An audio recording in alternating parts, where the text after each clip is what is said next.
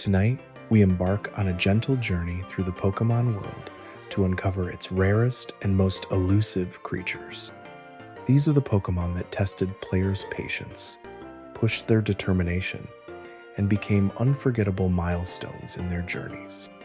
Some required intricate conditions, obscure mechanics, or sheer persistence, while others were tied to mysterious events and locations that felt almost mythical. Each one tells a story not just of rarity, but of adventure and discovery, of quiet moments spent searching and the reward of perseverance. Imagine yourself walking through tall grass under a soft, starry sky, the sound of crickets echoing around you as you move deeper into the unknown. Picture yourself fishing by a peaceful river, the surface glimmering in the moonlight, waiting patiently for that telltale bite. Or wandering ancient ruins, feeling the quiet history around you, knowing that somewhere within the walls hides a Pokemon that few trainers ever see. These are the feelings that these rare Pokemon evoke: curiosity, wonder, and the thrill of finding something truly unique. As you settle in and relax, we'll explore these Pokemon one by one. The elusive Feebas that tested patience with its hidden tiles, the eerie Spiritomb bound by mysterious rituals, and event Pokemon like Deoxys and Arceus that once seemed unattainable legends. Each tale will be told softly and calmly, taking you through the details of their mechanics, lore, and the feelings they inspired. Tonight, we'll journey slowly through these stories, letting them soothe you into peace and comfort, like the gentle sound of waves in a distant harbor or the rustle of leaves in a quiet forest. Now, close your eyes and take a deep breath. Picture the world of Pokemon stretching before you, rolling hills, sparkling lakes, and mysterious caves just waiting to be explored.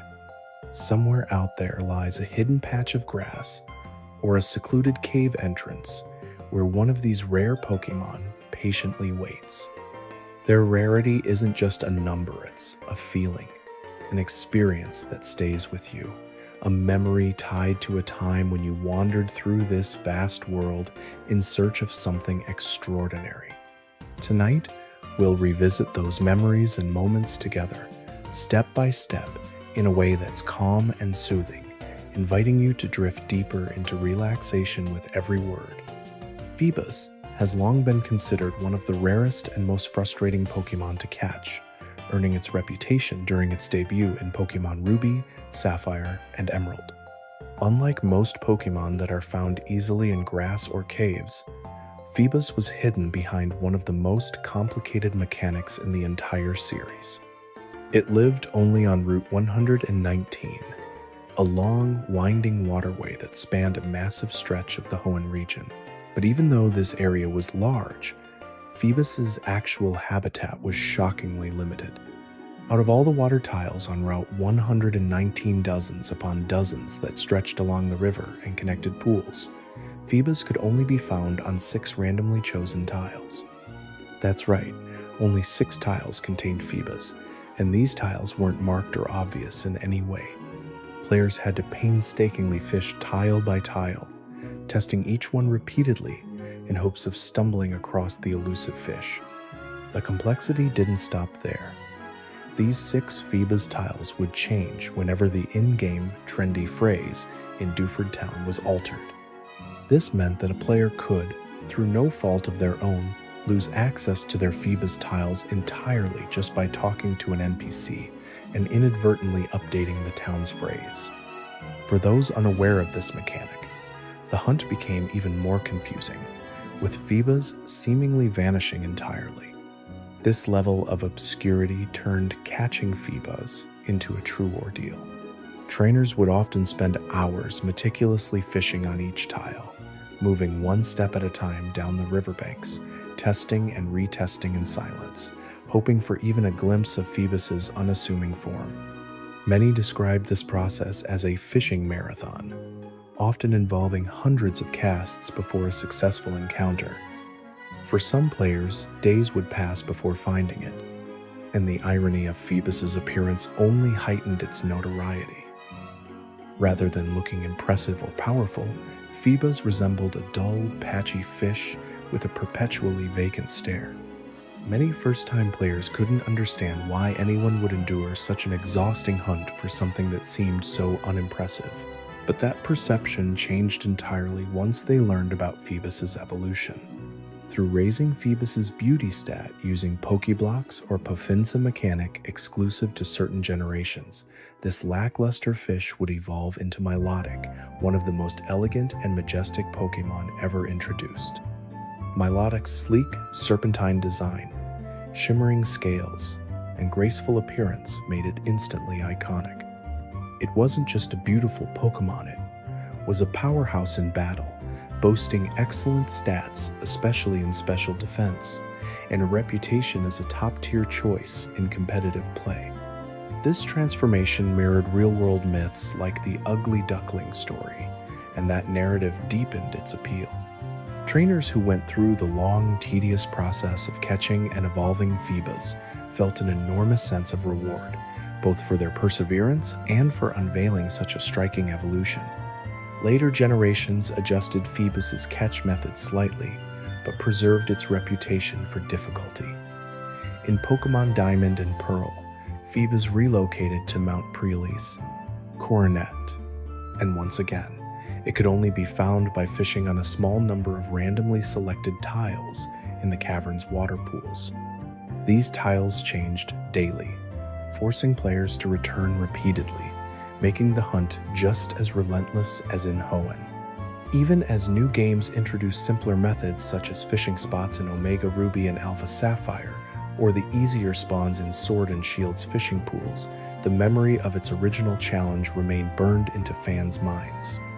The Feebas hunt became more than just gameplay, it became a shared experience among Pokemon fans. Countless players remember the quiet hours spent along Route 119's rivers, their team faint and their item bag nearly empty, endlessly casting their line in search of that elusive splash. Finding Feebas wasn't just about luck. It required determination, focus, and above all, patience. In many ways, Feebas symbolized what made early Pokemon games feel magical. It reminded players that some secrets couldn't be rushed or easily solved. They had to be earned through time and dedication. Even now, when Feebas is far easier to obtain in modern titles, its name carries that same weight, evoking nostalgia for an era where discovering such a hidden Pokemon felt monumental. Imagine yourself standing along that misty riverbank in Hoenn, the sky overcast as the rain begins to drizzle on of Route 119's signature weather effects. You've been fishing for hours, the steady splash of your line hitting the water becoming almost hypnotic. Then, at long last, the silhouette appears. Feebas, shimmering faintly beneath the surface. That moment when persistence pays off and rarity turns into reality captures the very heart of Pokemon's sense of adventure. Spiritomb is one of those Pokemon whose rarity is tied as much to its strange and eerie lore as it is to the unconventional method required to obtain it.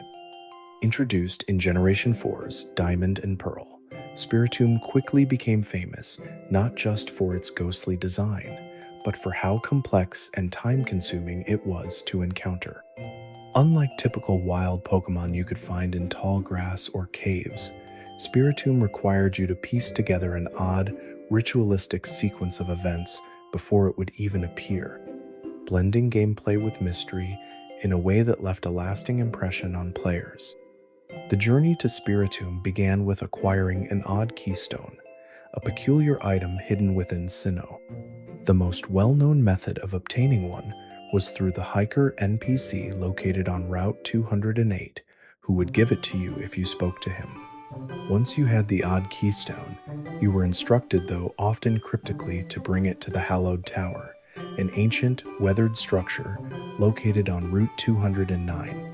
The tower itself was little more than a broken ruin surrounded by silence, its base embedded in the earth like the remains of a forgotten civilization.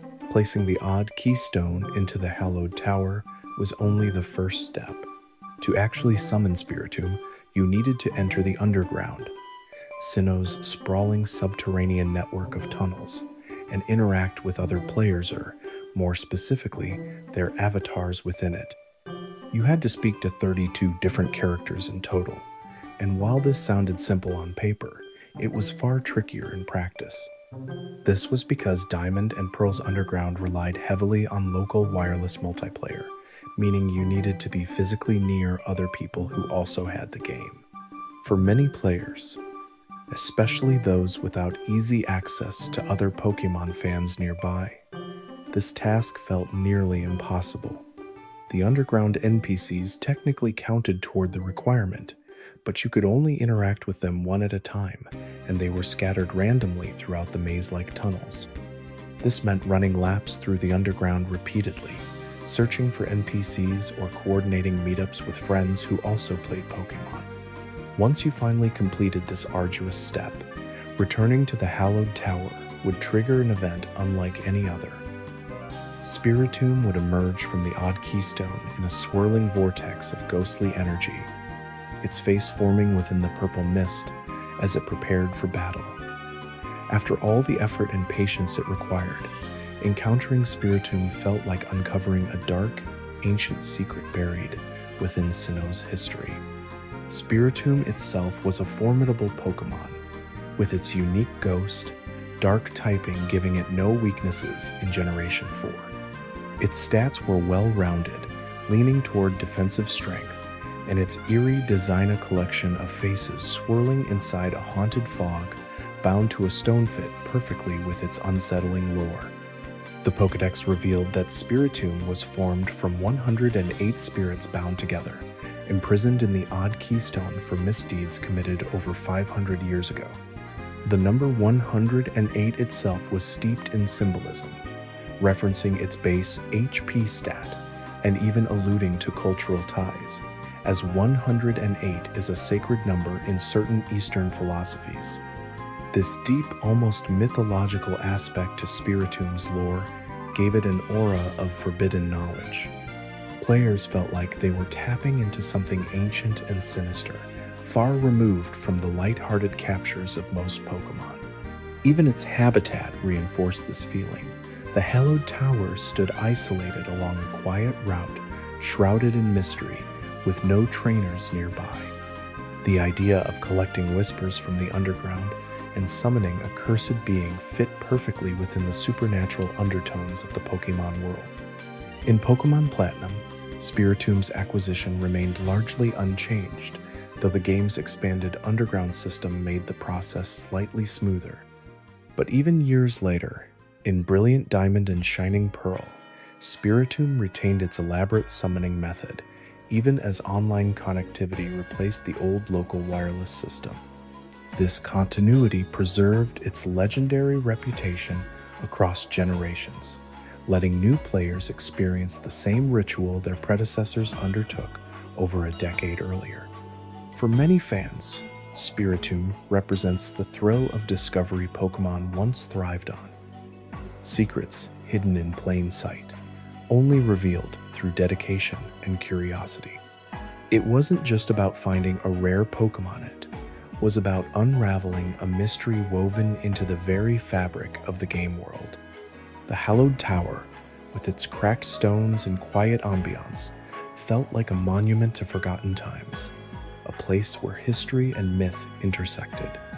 Picture yourself standing before that tower now. The air is still, save for the faint rustle of grass and the wind. You've spent hours in the underground, your footsteps echoing through tunnels as you sought out the final few NPCs to speak with. At last, you approach the tower, and as you do, an eerie glow emanates from the odd keystone. The mist begins to swirl, and a shape forms within it. Spiritomb's face, twisted and unsettling, stares back at you. That moment when the ground hums with unseen power, when you finally face the product of so much effort is unforgettable. It's the culmination of not just gameplay, but atmosphere, lore, and design, converging to make Spiritomb feel like more than just another Pokemon encounter. It feels like stepping into a ghost story whispered across Sinnoh's roots, a tale of spirits bound to stone and secrets locked beneath the earth. Even now, Spiritomb's uniqueness continues to resonate. While later generations introduced more straightforward rare Pokemon, Spiritomb remains a symbol of Pokemon's more cryptic era, when hidden content felt like it belonged to those who explored every path, talked to every NPC, and pieced together strange clues. Its existence encouraged players to slow down, to immerse themselves in the world, and to savor the satisfaction of unlocking something hidden and mysterious. And as you reflect on Spiritomb's tale, imagine standing alone on Route 209 once more, the stars glittering above and the hallowed tower looming quietly ahead. The keystone hums faintly, holding within it centuries of spectral whispers. The world is calm, silent but for the breeze, and you feel a chill knot of fear, but of wonder knowing you've touched something truly rare. And OT Munchlax is a Pokemon whose rarity became legendary in Diamond and Pearl thanks to one of the most notorious encounter methods in Pokemon history, the Honey Tree mechanic. Introduced in Generation 4, Honey Trees added a unique and charming way to encounter certain Pokemon, but none tested players' patience quite like Munchlax. There were 21 Honey Trees scattered across Sinnoh, but here's the catch. Only 4 trees per save file were ever capable of spawning Munchlax, and those 4 trees were randomly chosen when you began the game. This meant you had no way of knowing which trees were Munchlax trees in your playthrough. To make matters worse, even if you happened to pick the correct tree, Munchlax's spawn rate was a mere 1%, making it one of the lowest odds for a non-legendary Pokemon encounter in the series. The process itself was time-consuming. To use a honey tree, players first had to slather honey on it, then wait 6 real-world hours before checking it again. If you returned too early, no Pokemon would appear. Wait too long, and the Pokemon might vanish. This meant meticulously tracking timers and making multiple trips across Sinnoh's vast routes, hoping to see the tree rustle. For Munchlax specifically, it often took days of consistent checking to finally hit that golden 1% roll. Compounding the difficulty was the lack of feedback in-game. Unlike fishing spots or shaking grass, honey trees didn't give any clues about what might appear. Trainers would often run between their chosen trees day after day, slathering honey and waiting, only to find common Pokemon like Wurmple or Combee. Each time, the hope remained alive that the next tree might finally produce Munchlax. When that rare rustle finally revealed Munchlax, the sense of accomplishment was immense. As the pre-evolution of Snorlax, Munchlax had immediate appeal. Not only was it adorable with its round shape and playful demeanor, but it also evolved into one of the most iconic Pokemon in the franchise. For collectors and competitive players alike, catching Munchlax felt like a true badge of perseverance. Later games would adjust its availability. In Heart Gold and Soul Silver, Munchlax became obtainable through the Pokewalker or via in-game trades, while Brilliant Diamond and Shining Pearl retained the Honey Tree mechanic almost exactly, reviving its infamous rarity for a new generation of players. Despite these adjustments, its legacy as one of the most elusive encounters in Sinnoh has never faded. Imagine yourself walking through Sinnoh's quiet routes, the sun dipping low as you approach a honey tree in a secluded grove. You slather it with honey and leave, returning hours later under the moonlight. The tree rustles, your heart skips a beat, and out pops a Munchlax, yawning lazily as if unaware of the monumental hunt that led you here. Moments like these define Pokemon's magic, patience rewarded by discovery, turning a simple mechanic into a memorable story. And Munchlax, with its sleepy charm and notorious odds, remains one of the best examples of this. The kind of rare encounter you'll always remember, not just for what you caught, but for the quiet, persistent journey it took to get there. Her worldly within the Pokemon world. Chansey has always been a name synonymous with luck, rarity, and patience. First introduced in Pokemon Red and Blue, it quickly became one of the most infamous Pokemon to catch in the early days of the series. Not only did it have an exceptionally low 1% encounter rate in the Safari Zone, but its mechanics made it far more difficult to capture than almost any other Pokemon in the game. The Safari Zone itself was an unusual feature. Unlike traditional battles, you couldn't weaken Pokemon or use status conditions. Instead, you were limited to using Safari Balls and items like bait and rocks to influence catch rates and behavior. Chansey's already minuscule catch rate paired with its high flee rate meant that even seeing it felt like winning the lottery, and catching it was another challenge entirely. Players would walk slowly through the Safari Zone's tall grass, carefully managing each step to avoid running out of their allotted moves, hoping desperately for that rare pink silhouette to appear. For many, encountering Chansey became a moment of pure adrenaline hearing. Its unique cry ring out in those old 8-bit chimes sent hearts racing. But far too often, the moment was fleeting. One Safari Ball toss would fail, and Chansey would instantly flee, disappearing in a puff of dust before you could even process what had happened. Yet this difficulty only added to its mystique. Chansey wasn't just another rare Pokemon, it was tied deeply to gameplay lore and competitive utility. Its massive HP stat and solid special defense made it one of the most powerful support Pokemon in battles, both in-game and in the burgeoning competitive scene. Trainers knew that if they could endure the frustration and finally catch one, they'd be rewarded with a tanky, valuable ally. The design of Chansey itself contributed to its aura of uniqueness. Its kind, nurse-like appearance and association with healing, even appearing in Pokemon centers alongside Nurse Joy in the anime, made it feel special. This wasn't a Pokemon you simply stumbled upon. It was a prize. Players who managed to add one to their team wore it like a badge of honor. As the series progressed, Chansey retained its rarity in creative ways.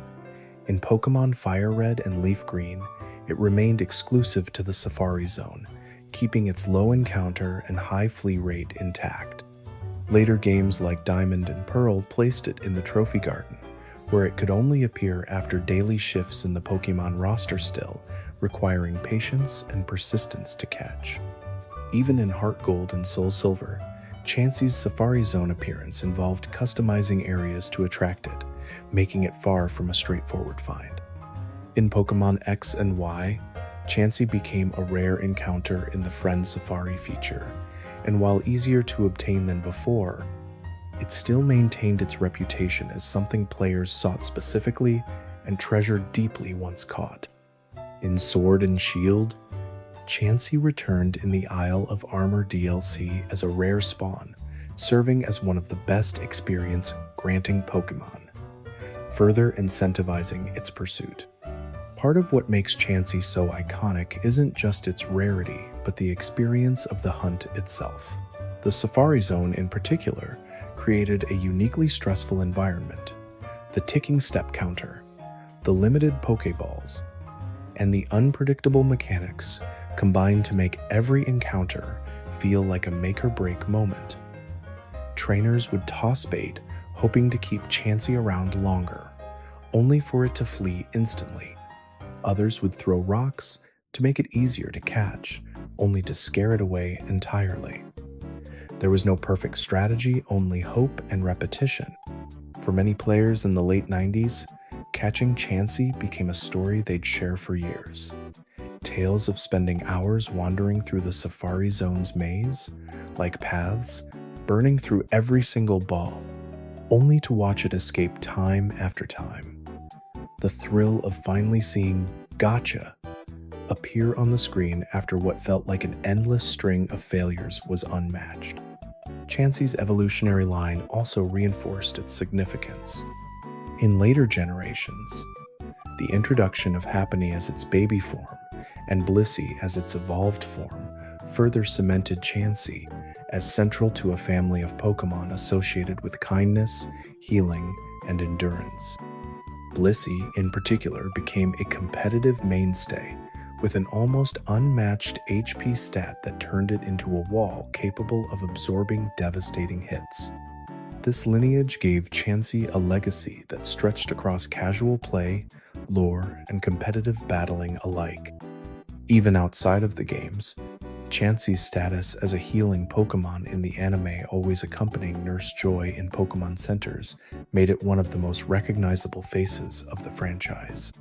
For players who watched the show while playing the games, catching Chansey felt like bridging those two worlds, bringing the friendly, helpful Pokémon from the Pokémon Center into your own party.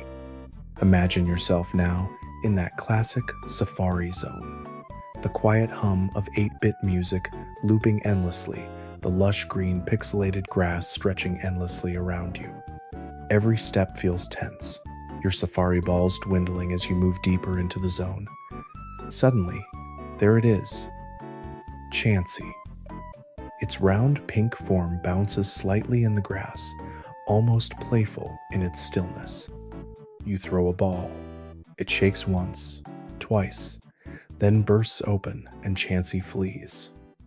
You sigh, but you press forward, determined to try again. Hours pass in this calm rhythm. Step, encounter, toss, hope, and then it happens. That final Safari ball clicks shut. The capture jingle plays. In that small moment, frustration melts into relief and pride. Chansey isn't just a Pokémon, it's a memory tied to persistence, patience, and triumph. Even now, decades later, players fondly recall those hunts, those endless treks through the Safari Zone, as defining moments in their Pokémon journeys. In many ways, Chansey represents what made Pokémon so captivating in its earliest days. The feeling that some encounters weren't guaranteed, that you had to earn them through effort and determination.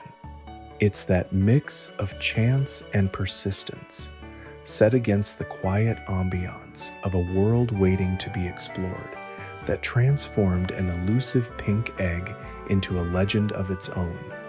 Beldum stands out as one of the rarest Pokémon in the franchise, not because of obscure wild encounters or complicated mechanics, but because of how uniquely it was presented to players in its debut. Introduced in Generation 3's Pokémon Ruby and Sapphire, and prominently featured in Pokémon Emerald, Beldum was not simply caught in the wild during a casual playthrough. Instead, it was hidden behind a post-game event, accessible only after you had already conquered the Hoenn League. This placement made it feel less like a regular Pokémon and more like a hidden reward, something special, reserved for those who had proven themselves as true champions. After defeating the Elite Four and completing the main storyline, trainers could return to Mossdeep City, home of gym leaders Tate and Liza. Here, in a quiet corner of town, stood the home of Steven Stone, Hoenn's champion, and one of the most respected figures in the Pokémon world. Upon entering his now empty house, players found a single Pokéball sitting on a table, accompanied by a note from Steven himself. Inside that Pokéball was Beldum.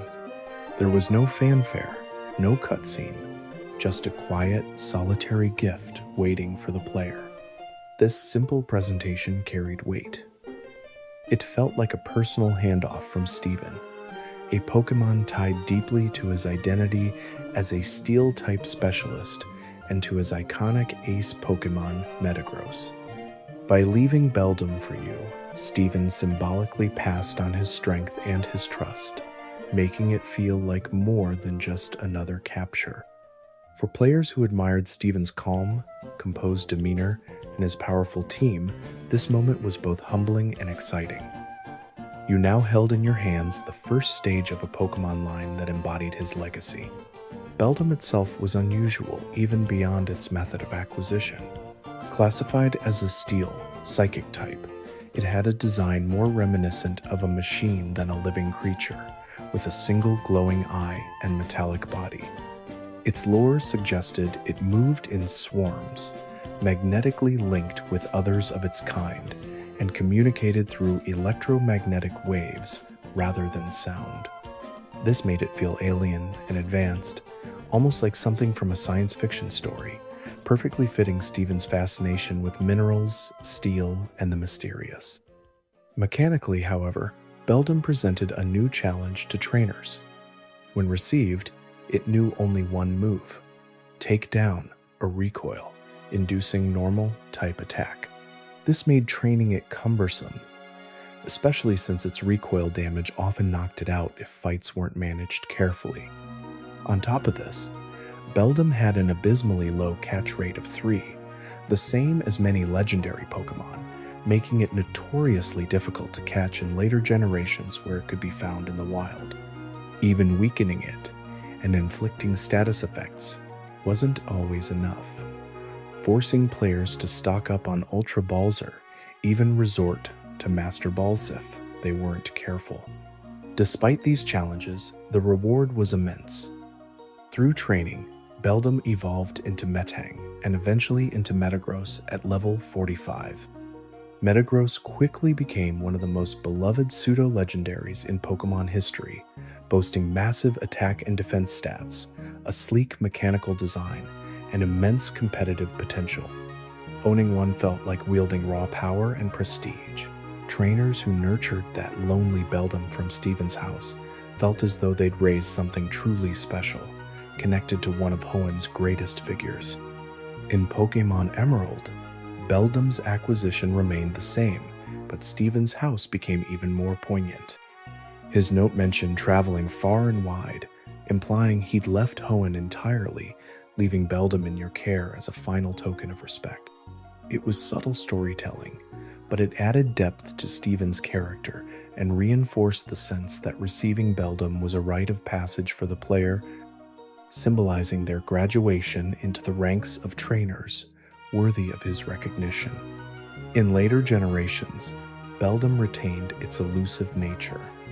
In Diamond and Pearl, it became obtainable only via swarm encounters on Route 228 after receiving the National Dex, appearing rarely in a post-game area filled with sandstorms and tough opponents.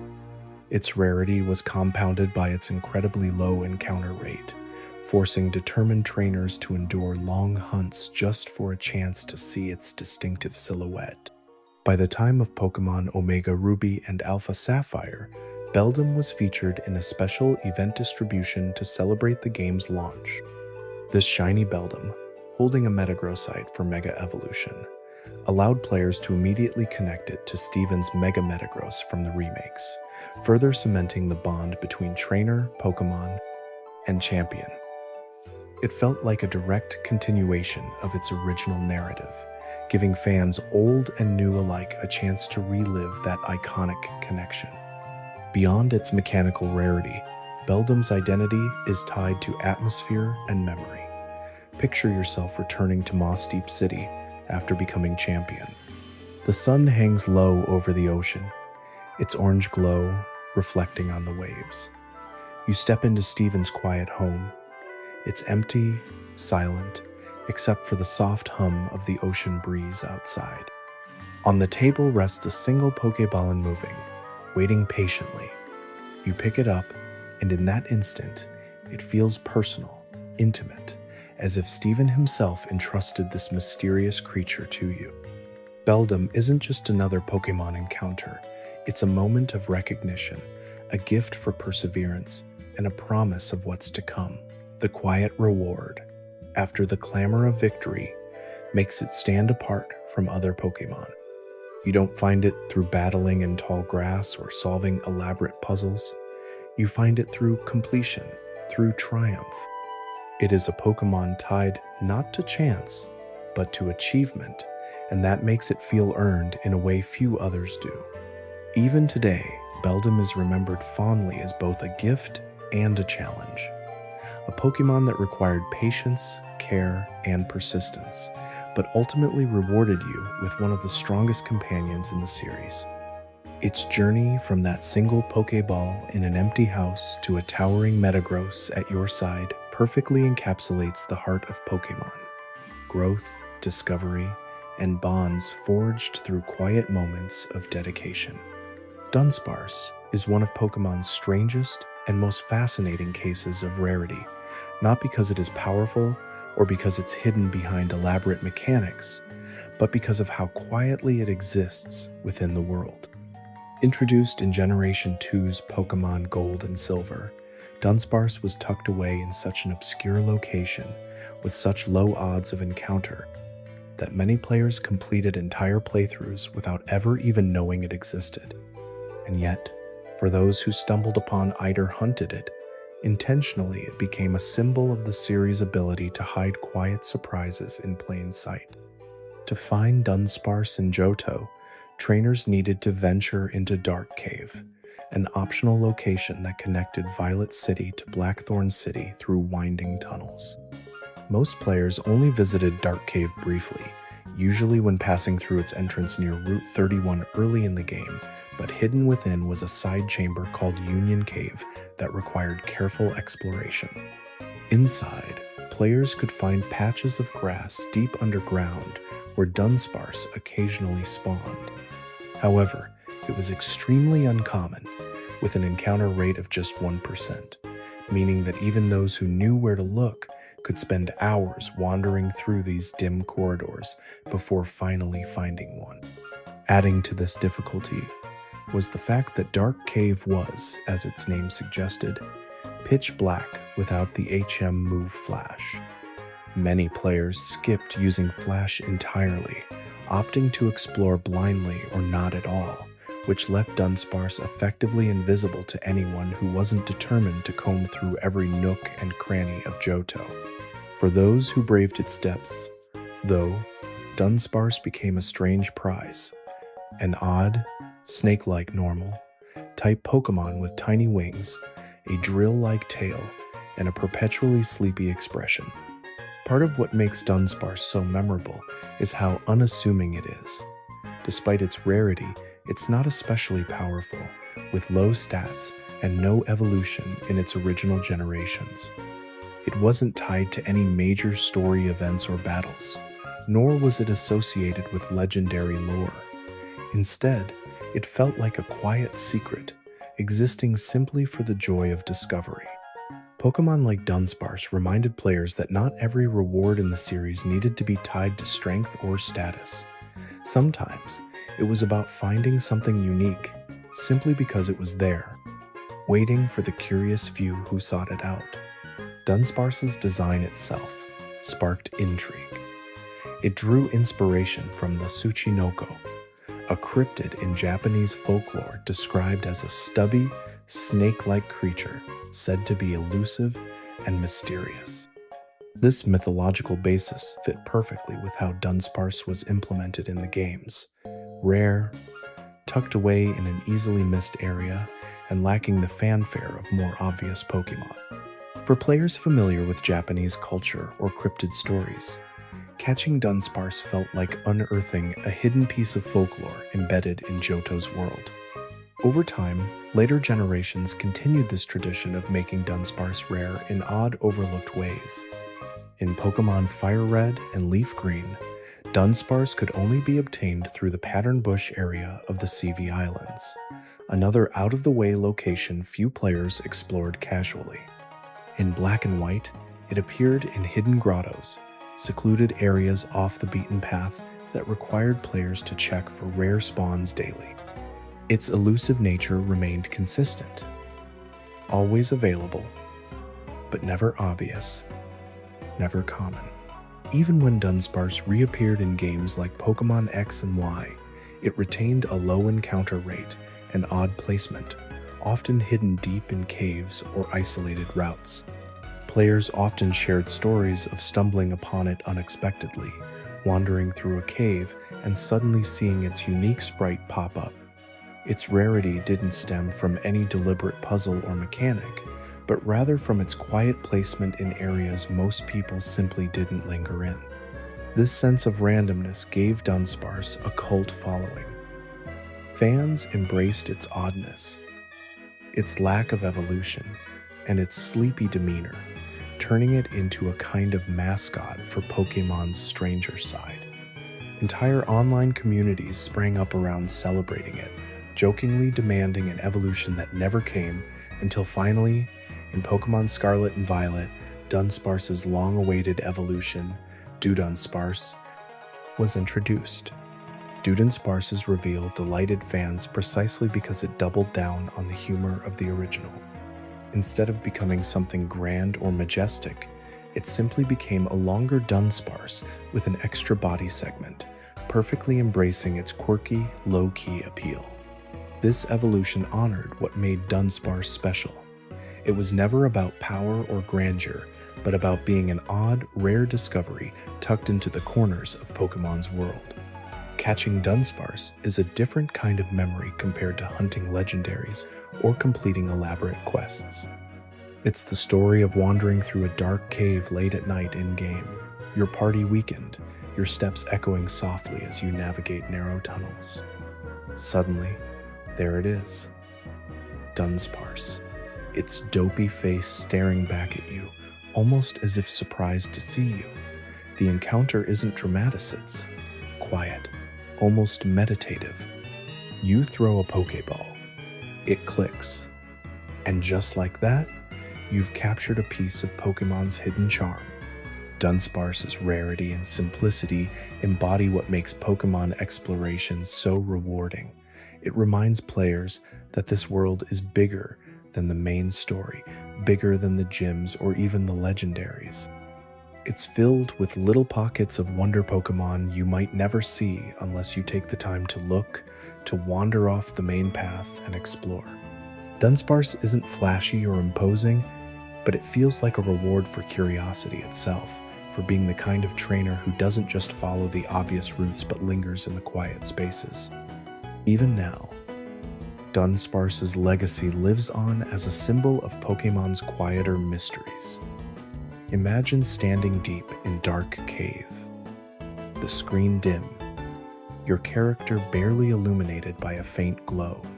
The ambient sound of dripping water echoes faintly, and after what feels like ages of searching, that rare battle screen fades in, and there it is. You smile, not because it's strong or legendary, but because it's rare in a different, subtler way, a secret that feels like it belongs only to you. Rotom is one of Pokémon's most delightfully strange and elusive creatures, blending eerie, ghostly lore with playful humor. Introduced in Generation 4's Diamond and Pearl, Rotom stood out immediately not just because of its quirky design, but because of the unique and atmospheric conditions needed to encounter it. Unlike most Pokémon found wandering in grass or caves, Rotom was tied to a very specific location, time of day, and interaction method that made discovering it feel like uncovering a hidden Easter egg, rather than following standard gameplay. Rotom's home was the Old Chateau, a decrepit and unsettling mansion located deep within Eterna Forest. From the moment players stepped inside, the Old Chateau felt different from other areas in Sinnoh. Its eerie stillness, creaking floors, and dimly lit rooms created an atmosphere closer to a haunted house than a typical Pokémon location. Unlike the lively music that usually accompanied Pokémon areas, the Old Chateau was almost silent, punctuated only by faint, unsettling sound effects. It felt abandoned until you noticed the occasional flicker of movement, like the shadows of ghosts passing through the halls. To find Rotom, players had to visit the Old Chateau at night, a restriction that added an extra layer of immersion and mystery. Once inside, they needed to navigate to a small side room where an old, dusty television sat in the corner. This TV, unlike any other object in the mansion, could be interacted with, but only during nighttime hours. When you examined it, an ominous message appeared. The TV has an oddly malevolent feel. It's as if it's staring at you. If you chose to thump the TV, the screen would flicker violently before Rotom burst out to battle, accompanied by a sudden jump in music that startled countless unsuspecting players. This encounter was memorable precisely because it was so unconventional. Rotom wasn't a legendary Pokémon, yet its method of discovery made it feel like one. The mansion's ghostly atmosphere, combined with its time-based requirement and its jump-scare-style entrance, left a lasting impression. Many players stumbled into it accidentally while exploring, unaware that such a hidden Pokémon even existed, making the moment feel like a personal secret unearthed in the dead of night. Rotom itself was equally unique. A dual electric, ghost type. It was one of the first Pokémon to blend those typings, immediately giving it a distinct identity. Its mischievous design, glowing, orange, plasma-like body, with a single jagged grin and two lightning bolt arms fit its lore perfectly. Rotom's Pokédex entries described it as a spirit capable of inhabiting electronic devices, using them to cause harmless mischief. This tied directly into its ghostly origins, while also leaning into humor, making it feel more like a playful poltergeist than a malevolent entity. In Pokémon Platinum, Rotom's role expanded even further, cementing its place as one of Sinnoh's most beloved rare Pokémon. After obtaining the secret key event item, players could access a hidden room in Team Galactic's Eterna building, where Rotom could change into one of several alternate forms by inhabiting various household appliances. A refrigerator, a washing machine, a microwave, a fan, and a lawnmower. Each form granted it a unique elemental typing and special move like Blizzard for its fridge form, or Overheat for its oven formatting, both comedic charm and surprising versatility. These appliance forms showcased Pokémon's playful side, turning a spooky ghost into something both endearing and mechanically interesting. It reinforced the idea that Rotom wasn't just haunting electronics for fear's sake, it was having fun, embodying the spirit of Pokémon's stranger, more whimsical designs. Hunting for Rotom became a rite of passage in Platinum, blending Sinnoh's darker ghost lore with a lighthearted twist that made it stand out from other rare encounters. What made Rotom particularly special was how well it integrated world building and storytelling.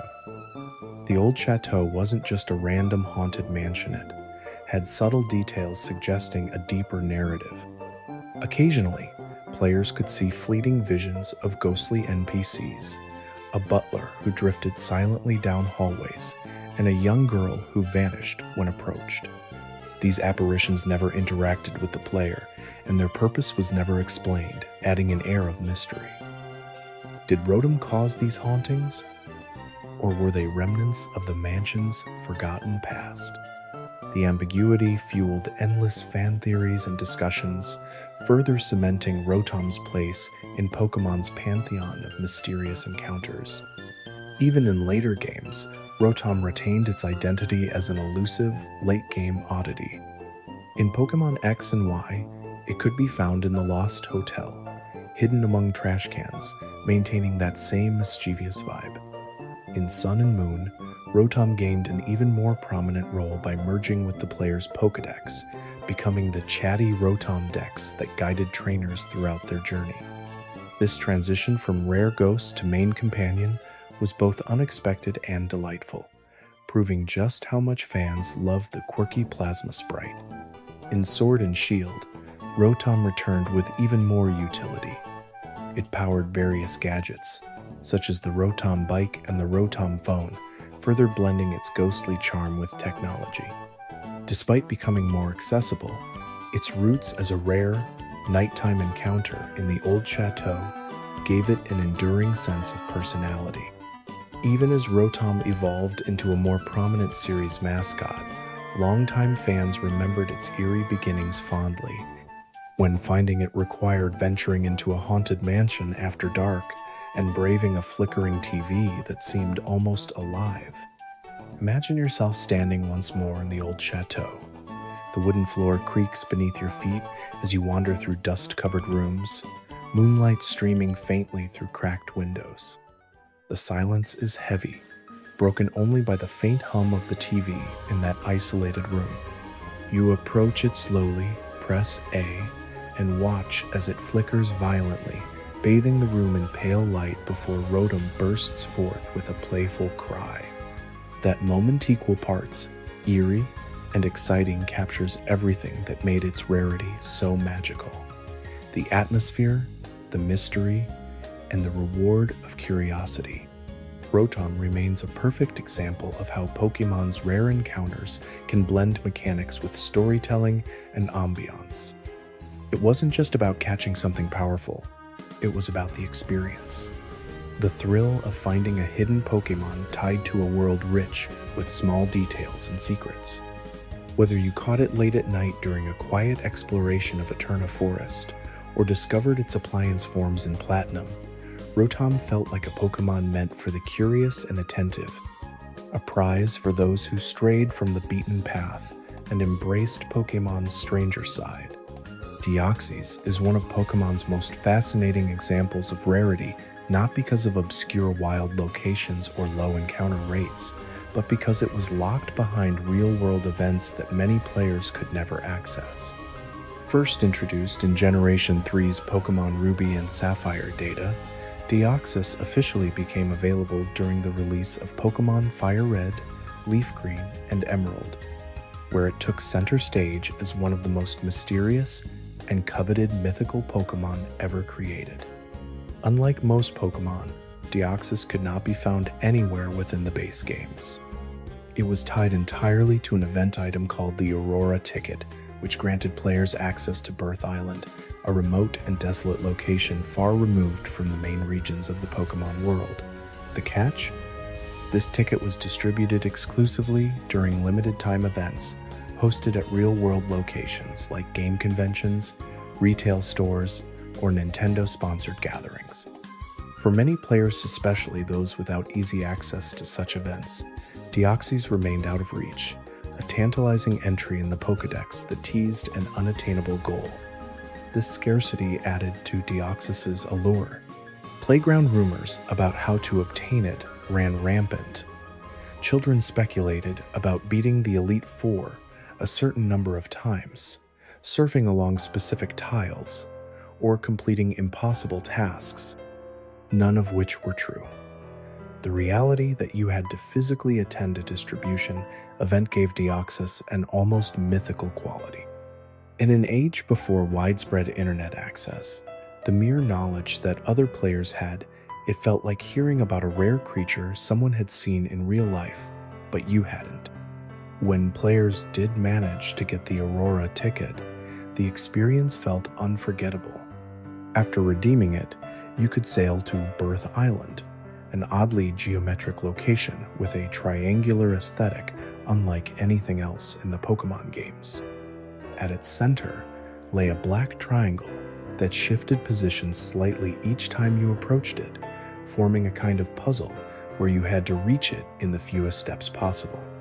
Once solved, the triangle would shatter, and Deoxys would descend dramatically from the sky in its normal form, initiating a battle against one of the most unusual Pokémon ever designed.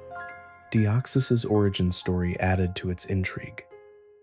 According to the Pokédex, it was born from a virus that mutated in space, transformed by exposure to a laser beam into a sentient, psychic being. Its alien nature was apparent in its design, humanoid yet otherworldly, with a crystalline brain housed in a glassy dome and ribbon-like appendages that shifted between shapes. It looked less like a creature you'd find on Earth, and more like something out of science fiction, reinforcing its extraterrestrial origins. What made Deoxys even more special were its 4 different forms: normal, attack, defense, and speed each, altering its stats and abilities dramatically. In Pokémon Fire Red and Leaf Green, interacting with a special meteorite in the game allowed Deoxys to shift between these forms, effectively letting you customize it for different purposes. Its attack form could devastate foes with unmatched offensive power, while its defense form turned it into a nearly impenetrable wall. The speed form was blindingly fast, able to outspeed almost anything, while the normal form balanced all its stats. This versatility made it both a collector's dream and a competitive powerhouse in various ways. Because Deoxys was event exclusive, for years it lived in a strange space between legend and reality. Only those who attended Nintendo's official events could legitimately obtain it, making it one of the most exclusive Pokémon of its time. For many, it became symbolic of the early 2000s era of Pokémon when mythical Pokémon weren't just hidden in the game, but locked behind real-world gatherings, creating a sense of community around those lucky enough to attend. The mystique only grew because Birth Island itself was unlike any other location in Pokémon. Its minimalistic design, a solitary island, symmetrical rocks, and the shifting triangle puzzle felt alien and foreboding, emphasizing that you were far from familiar towns and routes. It wasn't bustling with NPCs or filled with music and charm like most areas. It was silent, atmospheric, and strange, perfectly matching Deoxys's extraterrestrial vibe. Reaching that island felt like stepping outside the normal bounds of the Pokémon world into something uncharted and eerie. For players who couldn't attend these events, Deoxys became one of the ultimate dream Pokémon. Magazines published guides with photos of Birth Island, teasing fans with what they were missing. Some players resorted to cheating devices like Action Replay or GameShark, but those who waited for official events or managed to trade for a legitimate Deoxys wore it as a badge of pride, proof they had experienced something few others had. Later games expanded Deoxys's availability, but kept its mystique intact. In Pokémon Heart Gold and Soul Silver, it could shift between its four forms by visiting meteorites in Pewter City. In Pokémon Omega Ruby and Alpha Sapphire, Deoxys received its most dramatic appearance yet, tied to the Delta episode, a post-game questline involving the legendary Pokémon Rayquaza. After an epic battle in outer space atop Rayquaza's back, you face Deoxys among the stars themselves, finally cementing its extraterrestrial lore visually. This breathtaking scene felt like the culmination of years of mystery, giving even players who missed its original debut a chance to encounter it in a fittingly cosmic setting. Even so, Deoxys retained its identity as a Pokémon born from rarity. Unlike most legendaries, it wasn't simply waiting in a cave or atop a mountain. It required either participation in real-world events or progress deep into the post-game, reinforcing its status as something extraordinary. Its design, lore, and methods of encounter combined to make it feel like more than just another rare Pokémon. It was a living embodiment of the franchise's sense of wonder and scope. Picture yourself sailing to Birth Island for the first time. The ocean stretches endlessly in every direction. The music fades to silence, and you step onto a barren shore. The strange black triangle glints faintly in the center of the island, its edges sharp and unnatural against the landscape. Each time you move closer, it shifts away, forming an unnerving puzzle of precision steps. Then, at last, it fractures light bursts from the sky, and Deoxys descends, its alien cry echoing like something not of this world. That moment feels almost dreamlike, an encounter hidden behind real-world effort, blending myth, science fiction, and triumph into one unforgettable battle. Deoxys represents an era when Pokémon blurred the lines between game and reality, when secrets weren't just buried in code but in events you had to attend, locations you had to visit, and memories you had to earn. Even today, it remains a symbol of Pokémon's rarest and most magical encounters, a reminder of a time when seeing it in your party felt like holding a piece of the universe itself. Arceus is perhaps the ultimate symbol of rarity in the Pokémon world, not only because of its status as the original one, the creator of the Pokémon universe itself, but because for years it was simply unobtainable. Introduced in Generation 4's Diamond and Pearl, Arceus was coded into the game, fully programmed with its stats, moves, and lore, but it was locked behind an event item that was never officially distributed. This created an aura of myth around Arceus unlike any other Pokémon, transforming it from a mere secret in the game's files into a figure of playground legend and whispered rumors. In the games, Arceus was said to have shaped the universe, emerging from an egg in a place where there was nothing, then creating Dialga, Palkia, and Giratina to govern time, space, and antimatter. It was described as existing before the concept of time itself, predating even the world it inhabited. This lofty lore, paired with its inaccessibility, turned Arceus into more than just a Pokémon. It became something divine, a literal god within the Pokémon world. Its white equine form, adorned with a golden wheel-like structure around its midsection, exuded celestial elegance. From its very first reveal, Arceus was a figure shrouded in reverence and mystery. The intended way to obtain Arceus in Diamond and Pearl revolved around an event item called the Azure Flute. When used at Spiritomb, same mountaintop where you faced Dialga or Palkia, would summon a staircase of shimmering light ascending into the heavens, leading to the Hall of Origin. Here, atop a celestial platform above Sinnoh, you would battle Arceus at level 80 in one of the most awe-inspiring settings ever envisioned in Pokémon. But despite all this, the Azure Flute was never officially distributed. For years, the staircase and Hall of Origin remained inaccessible, hidden away as a secret for data miners and those who used cheat devices to uncover it. This absence gave Arceus an almost mythical presence. Players speculated endlessly about how to legitimately unlock it. Rumors spread that it required catching every Pokémon, reaching level 100 with your starter, or performing secret tasks tied to the in-game clock. None of these were true, of course, but the sheer volume of theories only deepened its mystique. Arceus became the ultimate what-if of Pokémon, a living legend, coded into the games, visible only through hacking or secondhand screenshots that circulated online. Its lore further amplified its status. The Pokédex referred to it as the Pokémon that shaped the universe with its 1-0 arms, a clear nod to its godlike power. It possessed the unique ability Multi-type, allowing it to change its type based on the plate item it held, effectively embodying every elemental force in the Pokémon world.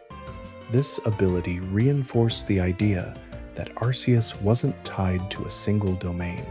It transcended all of them, existing as a figure of ultimate balance and creation. For years, Arceus existed purely in this space of speculation and legend, until it was finally distributed through special events starting in 2009, 3 years after Diamond and Pearl's release. Players who attended these rare events received Arceus directly, bypassing the Azure Flute entirely. Its official arrival was monumental. Trainers finally held in their hands the Pokémon that had once felt like a deity existing only in theory.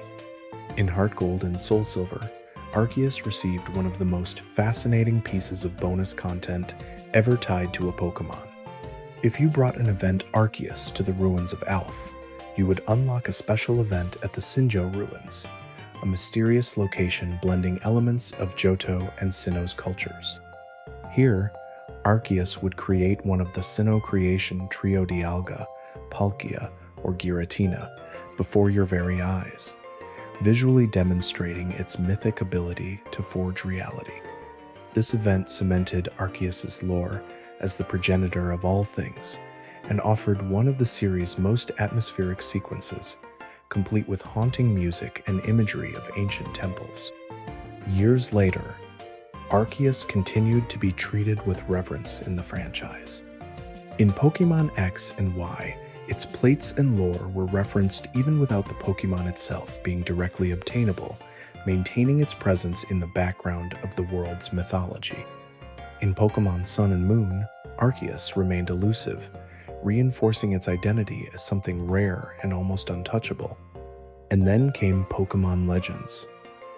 Arceus, a game that placed the Pokémon at the center of its narrative, finally giving fans a direct encounter tied deeply to its divine status. In Legends, Arceus, the player journeys through an ancient version of Sinnoh known as Hisui, unraveling the history of the Pokémon world itself. Throughout the game, Arceus looms over the story like a silent force, guiding the protagonist through visions and tasks that culminate in one of the most awe-inspiring battles in the series. A direct confrontation with Arceus after completing the Pokédex. Its theme music is serene yet commanding, its presence overwhelming yet calming. Here, Arceus is portrayed not as a destructive god, but as a creator observing and testing the world it birthed, reinforcing its role as both an unreachable ideal and a tangible figure of reverence. The fight itself is unlike any other. Standing on a cosmic plane bathed in endless stars, you face Arceus as it shifts seamlessly through its various types, embodying the elements of fire, water, electricity, and beyond. Each transition feels like facing a piece of creation itself, the ultimate expression of Pokémon's design blending gameplay, lore, and atmosphere into a single, unforgettable encounter.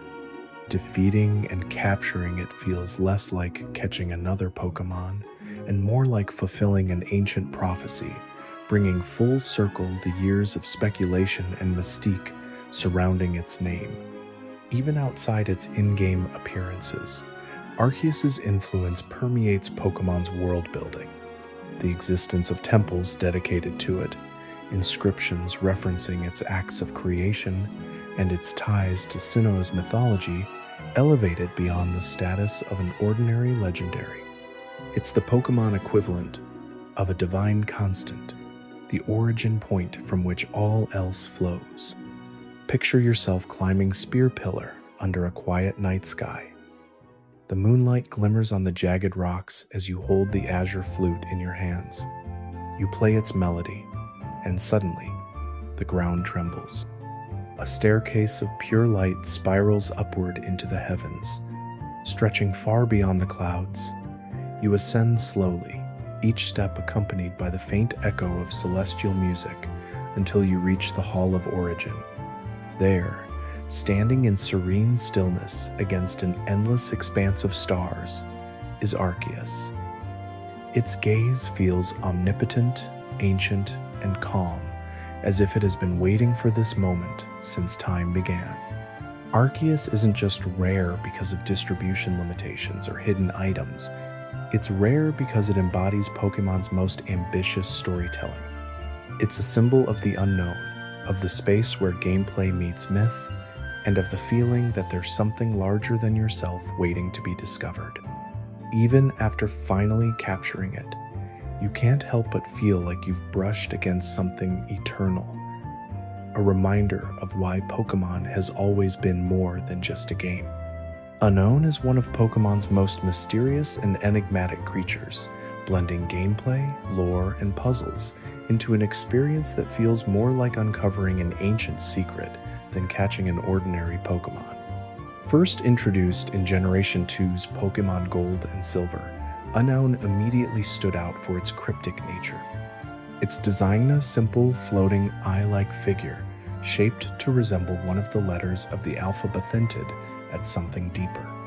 For many players, discovering Unown wasn't just about filling a Pokédex entry, it was about exploring the hidden corners of Johto's history and stumbling upon one of the strangest Pokémon encounters in the series. Unown's home is the Ruins of Alph, an ancient site located between Violet City and Union Cave. From the outside, it appears to be nothing more than a crumbling set of stone structures, the kind of place you might pass by without much thought. But stepping inside reveals something entirely different. An eerie chamber filled with puzzles, cryptic inscriptions, and a quiet, echoing soundtrack that sets it apart from the cheerful tunes of the surrounding routes. It's here that Pokemon shifted from being a simple adventure to something that felt layered with mystery and hidden depth. The first thing players noticed about the Ruins of Alph was the sliding tile puzzles depicting legendary Pokemon from Johto, such as Kabuto, Aerodactyl, and Omanite. Solving these puzzles would open hidden doors and unlock new chambers, each one leading you deeper into the ruins. Completing the first puzzle dropped you into a chamber where the walls were covered in strange writing glyphs that resembled letters of an unknown language. As you explored, these symbols slowly revealed themselves to be tied to Unown itself. Once you reached this chamber, wild battles began to trigger, and that's when you first encountered Unown. Unlike other Pokemon, Unown didn't come in just one form. Instead, there were 26 different forms, each shaped like a different letter of the alphabet. Catching them became a collector's challenge. Many trainers set out not just to find one, but to capture every single letter, slowly piecing together an Unown alphabet in their PC storage. This mechanic was completely unique at the time, turning Pokemon from mere creatures to something that felt tied to the history and language of Johto's world. But Unown's mystery didn't stop there. In Pokemon Crystal, the Ruins of Alph became even more elaborate. After solving additional puzzles, you'd unlock new chambers, each decorated with walls of unknown text. Translating these messages revealed cryptic sentences like, "Our words shall remain here for eternity," and "We humans must learn to walk in harmony with Pokemon." These hidden messages gave the impression that the ruins were once home to an ancient civilization that coexisted closely with Pokemon, long before the modern era of trainers and Pokeballs. It was one of Pokemon's earliest forays into deep lore, inviting players to speculate about what these civilizations were like and what role Unown played in their history. Even beyond Johto, Unown's presence persisted in subtle, eerie ways. In Pokemon Diamond and Pearl, it appeared in the Solation Ruins, another secluded and puzzle-filled area tucked away from the main story. Here, players could once again collect the entire alphabet of Unown, alongside two new forms introduced in Generation 3, the And forms. The Solation Ruins furthered the sense of Unown being tied to forgotten parts of the Pokemon world, reinforcing its identity as something linked to the distant past and ancient knowledge. Unown's design added significantly to its enigmatic nature.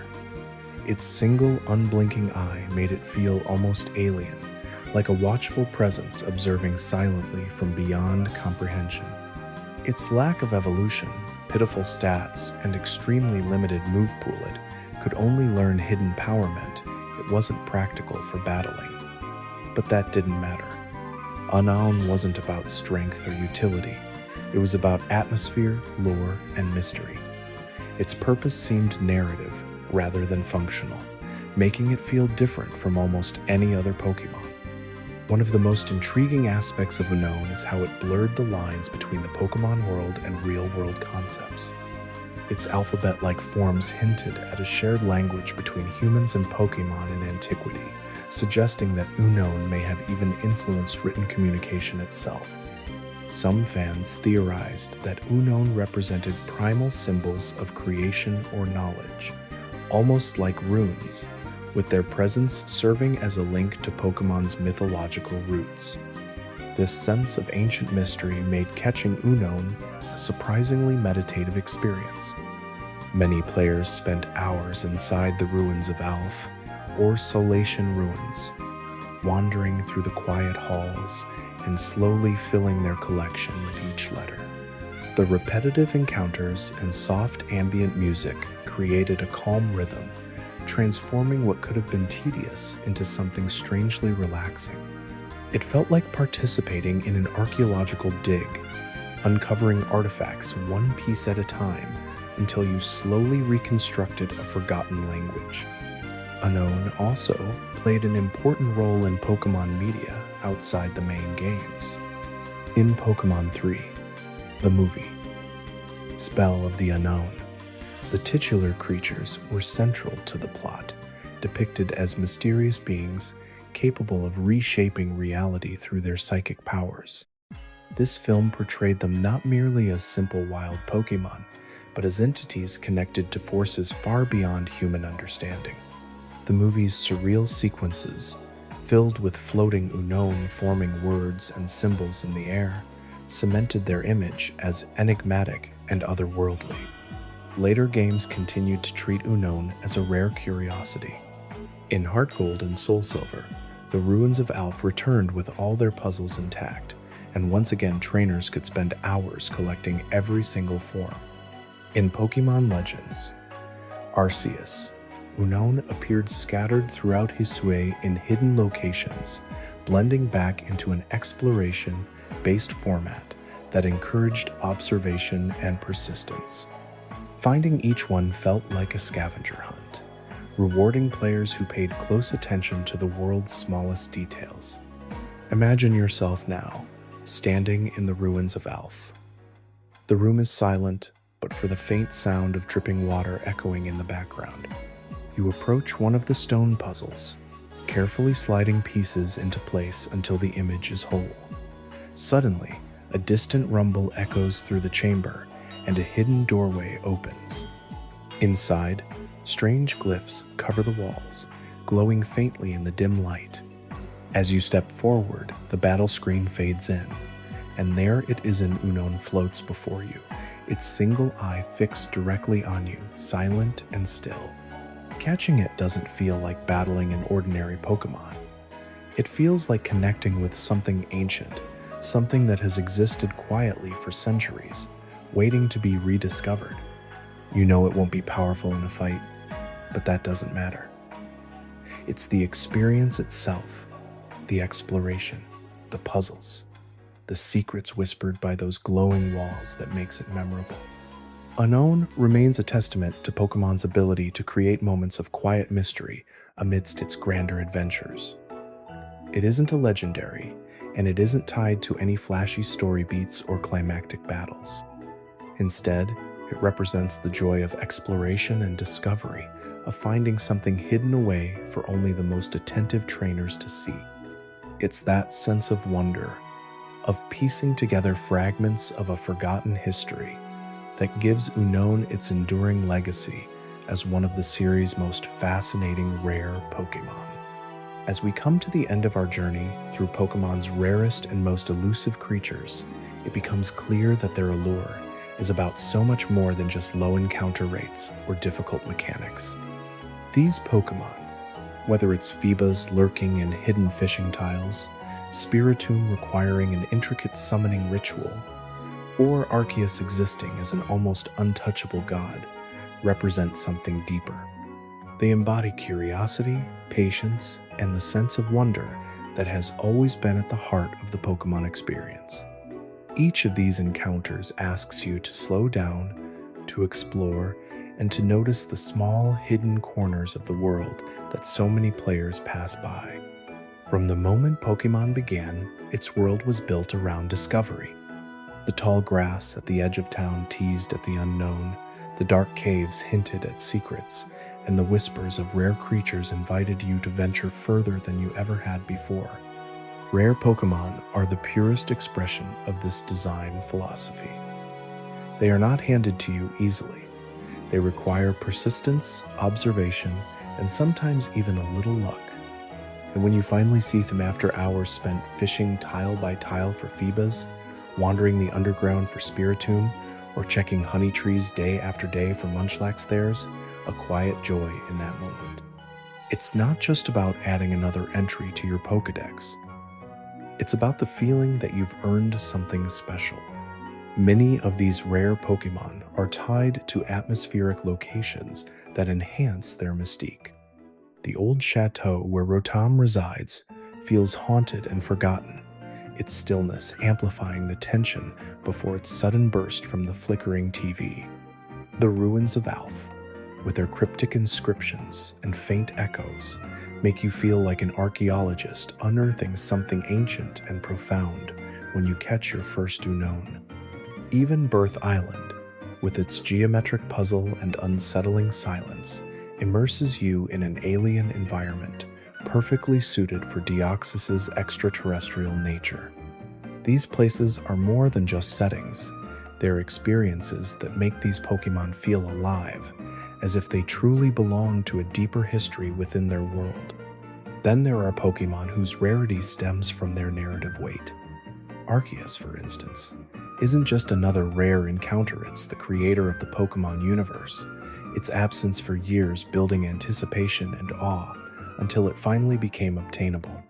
The moment you stand before Arceus, in the Hall of Origin, or face it among the stars and legends, Arceus, you feel the culmination of years of lore and mystery converging in one unforgettable encounter. Similarly, event Pokemon like Deoxys brought players out of the game and into the real world, turning attendance at special gatherings into part of the experience. Owning such Pokemon felt like holding a tangible memory of a time and place, a moment in history when Pokemon in reality overlapped in a way no other franchise has replicated quite so well. Even Pokemon like Dunsparce and Munchlax, whose rarity isn't tied to power or myth, contribute something important. They remind us that Pokemon's world is not just about battling champions or capturing gods. It's about exploration and delighting in the unexpected. Finding a Dunsparce deep in dark cave, or watching a honey tree rustle for Munchlax rewards curiosity in its purest form. It's a reminder that sometimes the most satisfying discoveries aren't the ones everyone talks about. They're the quiet, hidden ones you stumble upon yourself. What makes these moments so memorable is how personal they feel. When you finally reel in Feebas after hours of fishing, when you stand before Spiritomb after painstakingly speaking to 32 underground trainers, or when you climb that luminous staircase to Arceus's Hall of Origin, there's a sense of solitude in those triumphs. No NPC congratulates you, no cutscene plays out. It's just you, the Pokemon, and the quiet satisfaction of knowing you've uncovered something rare that few others will ever see in quite the same way. In a way, this reflects why Pokemon has endured for decades. It's not simply about catching creatures or battling, it's about the world itself and how alive it feels. The rarest Pokemon encourage us to pay attention, to look behind that forgotten waterfall, to talk to every NPC, to revisit old routes at different times of day. They transform the game from a linear path into a living, breathing environment filled with secrets waiting patiently for the right trainer to find them. Even as modern games streamline mechanics and make Pokemon more accessible, that spark of rarity still matters. Hunting shiny Pokemon scratches that same itch, creating those heart-pounding moments when something you've been waiting for finally appears. Side quests, hidden forms, and roaming legendaries all build on this legacy, continuing the tradition of Pokemon that require more than just walking forward and battling the next gym. Imagine, now, drifting back through all those moments, standing in the rain along Route 119, fishing tirelessly for Feebas, wandering the dim tunnels of Sinnoh's underground to summon Spiritomb, staring at a silent TV in the Old Chateau just before Rotom bursts forth, sailing toward Birth Island's eerie horizon for your first glimpse of Deoxys. Each one carries a different mood-calm persistence, eerie anticipation, quiet wonder, but together, they weave a tapestry of what makes Pokemon's rarest creatures so magical. As you rest now, think about those places. The ancient ruins covered in strange writing, the haunted mansions where forgotten ghosts linger, the isolated islands far beyond the map's edge. Imagine yourself walking there again, slow and steady, the ambient sounds of nature or distant wind filling the silence. Somewhere out there, a patch of grass rustles softly, or a ripple appears in still water. Maybe it's Feebas, maybe it's Dunsparce, maybe it's something you've never even seen before. That's the beauty of Pokemon. Even after all these years, there's always another secret waiting, another rare Pokémon hiding quietly for the patient and curious to find. Close your eyes and let that thought settle in.